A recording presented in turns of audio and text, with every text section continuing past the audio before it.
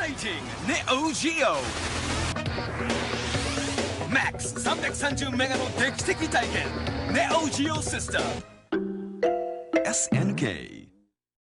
Hey everybody, welcome back to Video Game Esoteric and a continuing series, Neo Nostalgia, where I take a look at some of my favorite Neo Geo AES and MVS games of all time, and today we're taking a look at Pulstar. And when I say this may be my favorite 2D shmup of all time, I mean it. It was made by a company called Aicom or Aicom, I'm not sure how it's pronounced, and it came out in the mid-90s for the Neo Geo. I've been playing it since it came out in arcades, and I'll be playing it ever since. Before we get too far involved though, do me a huge favor, go down below, hit like, subscribe, and that notification bell definitely helps us out. And if you feel so inclined and want to support the channel, I got a Patreon link down below as well.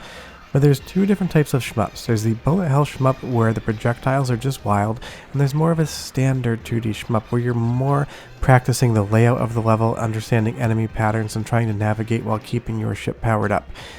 Pulstar is the latter, not the former of those two options, and while I do love both genres pretty much equally, this game just clicks with me in every way, shape, or form. And if you haven't noticed already, everything in this game outside of the backgrounds is basically made out of pre-rendered 3D visuals, a la how Rare did it with Donkey Kong Country on the Super Nintendo. But because we have the power of the Neo Geo as well as those pre-rendered graphics, this game looks even better than anything that Rare could have done on the Super Nintendo hardware. I'm sure I'm going to hear a few comments down below, but hey, you can debate me on it, and I'm happy to chat with you and not be mean about it. But this is just such a beautiful game to look at, and the first stage 1 boss here, as he takes all these metal panels and morphs into this amorphous blob here, armored with this giant jaw that kind of looks like something out of Aliens. It's just beautiful to look at.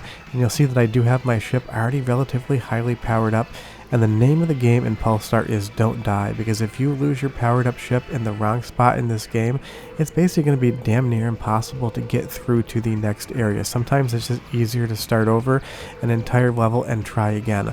But the nice thing is the game in the option menu does allow you to select what level you start as, depending on how you're playing the game, so you don't have to start from stage 1, and that is always great. And while I'm not going to let you listen to the soundtrack quite yet, it is amazing, and some of the composers that worked with Capcom on the Ghosts and Goblins series made the soundtrack for this game, and if you've ever played those games, you know how good they sound. You're going to know that this is just straight fire when it comes to music.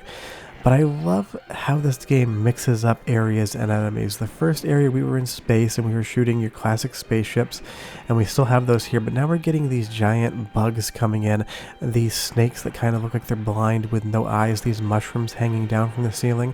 It's got a very biomechanical, organic thing going on, and these giant balls of what look like worms or maybe even sperm just dropping down.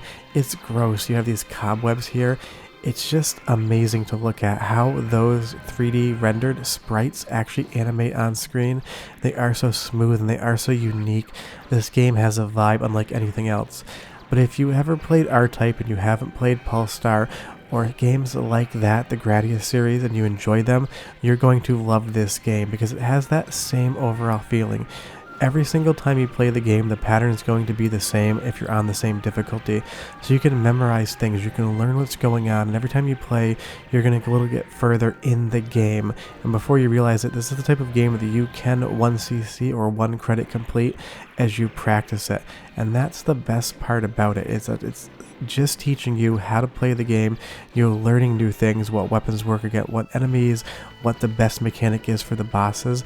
And as this boss comes up here with the barnacles on his back, it's half crab, it's half spider, it's half dragon. I know I'm at like 150% right now, but it's just weird and unique and beautiful to look at. And that is the second reason I love this game. Mechanically, it is spectacular. It is so much fun to play and to learn and to master, but it just looks so good as well, and all of the character designs are amazing. But I know I told you I was going to let you listen to the soundtrack because it is top notch, and that's what I'm going to do right now. I'll be back in 45 seconds, but enjoy.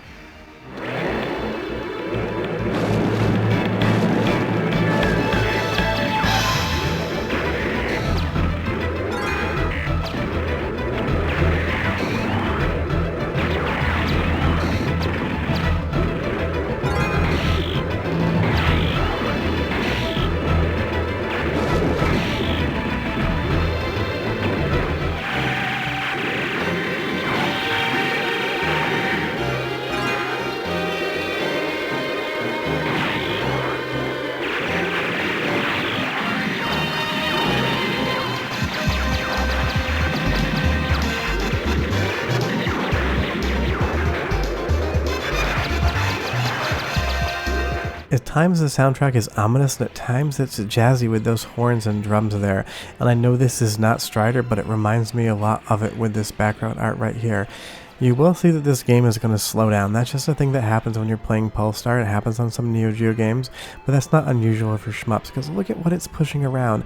That fire dragon that just flies by the screen, that is incredible to look at. It is hard to believe that this is a 16-bit game, even though quote-unquote the Neo Geo is 24-bit. It really isn't. It's just kind of a little bit of a Atari do-the-math situation. The fact that this is running on a Motorola 68000 processor with some custom chips, it seems like it shouldn't be possible, but damn it is, and you're watching it happen in real time. And each stage does something mechanically different. This stage you're going to be following the ship for almost the entire time, and it is massive. This sprite is huge. You've got that glowing eye with the eyelid opening up at the bottom there, and you have all these explosions going on here. It's just amazing to look at. And you will see a bullet pass through. I did use invincibility for 1 second here just because I had to get my weapons back. It takes a long time to capture these, so you're going to have to let me do that every once in a while. But you'll see as that ship goes down, it's going to come back later on. It's going to morph, and there's going to be more and more things going on. You literally follow this ship for like 4 minutes, and if you screw up and you die, you'll see shortly what happens. Just trust me, you don't want to do it. It is a heartbreaker. The only thing that I don't like about the stage, the only knock I could give it whatsoever, is that there is no background art going on, and I'm sure they just didn't have the bandwidth hardware-wise to do that, because everything moving around on screen is massive, and it's definitely slowing down, but that is to your advantage. Not all slowdown in Shmups just because the hardware can't handle it. Some slowdown is to allow you to have more time to react to what's going on. Now, I do not know what type of slowdown we have here, if it's just hardware limitations or if it's designed by the developers to work that way, but however it was decided, it works. And I love that when we get to the back end of the ship, or maybe the front end, it's hard to say, you have this giant eyeball with those eyeball stalks coming out, and you have these wings that kind of make like they're made out of Wagyu beef with all that marbleization. It's both mechanical as well as meaty all at the same time, and it's just quite gross. But if you die, guess what? Go right back to the beginning of that entire 5-minute section, and you're going to lose a lot of power on your ship. It is absolutely the worst thing to have happen to you, but it makes you want to memorize it, learn it, because trust me, the first time you get through that section playing cleanly and you get to the next stage, you're going to feel a sense of accomplishment that very few games can actually provide to you. This is a hard game. Do not get me wrong, I'm playing this on normal and it's quite difficult. You go up to the harder difficulty levels and this might take you a few weeks to be able to get through from start to finish, no matter how many credits you have, because your ship just doesn't respawn where you die, you get sent back. So even if you have unlimited credits, it's still not the type of game that you might be able to beat on your first 10th or even 100th playthrough. But when you finally do get to see the credits, the sense of accomplishment you're going to feel when you beat this game is just going to be one of those things that you remember for the rest of your gaming life. I know I definitely remember it, and I originally did it on the Neo Geo CD. It was one of the first games I bought when I bought that console. And then I sold my Neo Geo CD and this game, and I regret it ever since. I do have a copy for the AES, but it is a conversion cartridge that was given to me by somebody on a very cheap, and it didn't have any sacrifice boards inside of it. But if you want to buy an original copy of this game, grab your wallet and maybe grab your friend's wallet too and borrow some money from some people, because it's going to cost you relatively the same as a kind of a medium to high mileage used car. It's not cheap. Do I think it's worth it? You decide, but there's tons of other ways to play this game. It's been re-released plenty of times, and you can emulate it as well. I'm playing it on MiSTer FPGA today, but I can play it on my original Neo Geo AES as well. But yeah, that's Pulstar. As far as I'm concerned, it is my favorite 2D shmup in the non-bullet hell genre of all time. Leave me a comment down below and tell me, what is your favorite 2D shmup that's not a bullet hell shmup, because I'd be really curious to hear what it is. And hey, maybe I've never played it before. Short of that, that's Pulstar. It's a 10 out of 10 in my book. I'll have more videos throughout the week, and I will see you guys next time. Bye-bye.